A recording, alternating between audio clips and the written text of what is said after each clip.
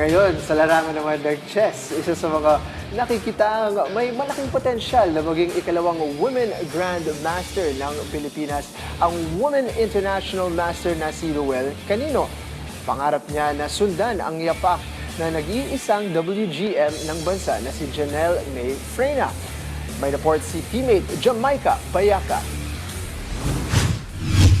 Patuloy ang pag-angat ng karera ng batang chess star na si Ruel Canino matapos magpakitang gilas at sa 2026 Philippine National Women's Chess Championship. Nakisalo siya sa tuktok ng standings kasama si WGM Freyna matapos magtala ng 6 na panalo sa 8 rounds.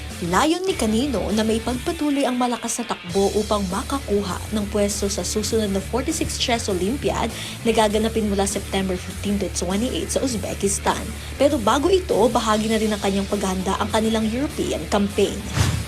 Before po mag-Olympiad, kailangan po namin mag-campaign sa Europe para po mapataas po yung rating namin and makakuha po kami ng mga norms for gem title po. Napaboost na din po yung confidence ko kasi po di ko akalain na kaya ko din po palang makipagsabayan sa international events. Kasama ang FEU Junior Chess Team, magsisilbing paghahanda din patungong Olympiad ang kampanya sa UAAP Chess Blitz category ngayong Abril. Layo ni Ruel na makamit ng koponan ng kampyonato sa naturang chess event. This UAAP Blitz po, we're aiming for champion kasi po gusto din po namin makabawi sa school, especially fourth pit na po sana namin noon, pero na-break na po yung streak namin. So, gusto po namin bumawi and mag-champion po ulit. January pa lang po, nag-training na po kami para po makapaghanda sa kids tournament.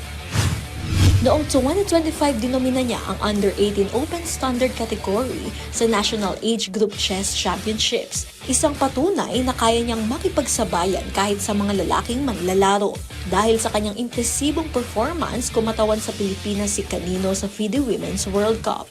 Naging bahagi din siya ng Philippine Women's Team na nagwagi ng historikong Group 2 gold medal sa 2024 Chess Olympiad sa Budapest. Sa nasabing torneo, napabagsak ni Canino ang 3 woman grandmasters, isang malaking tagumpay para sa tubong Cagayan de Oro. Sa kanyang mga karanasan, pangarap ng FEU Junior Chess standout na sumunod sa yapak ng kanyang coach at nag-iisang WGM Janelle May Freyna at patuloy na magbigay ng inspirasyon sa larangan ng chess.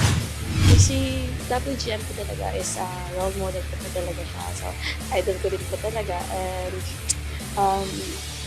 yung dream ko lang po talaga is susunod sa yapak niya, which is maging second woman grandmaster sa Pilipinas. I'm grateful din po kasi naniniwala siya sa akin. And lagi po kami kasama sa, especially po pag umaalis kami sa ibang bansa for Europe campaign. And nung SEA Games lang din po, magkasama kami. And nakaka-overwhelm po kasi coach ko din po siya and at the same time, teammate ko din po. Gusto ko pong ipakita na kaya din po ng mga kabataang manlalaro ng chess, especially po sa babae. Kasi po, yung babae po kasi parang hindi po sila masyadong natututukan, gano'n. So, gusto ko lang din po na magbigay inspirasyon sa mga babaeng naglalaro ng chess. Jamaica Bayaka para sa atletang Pilipino, para sa bagong Pilipinas.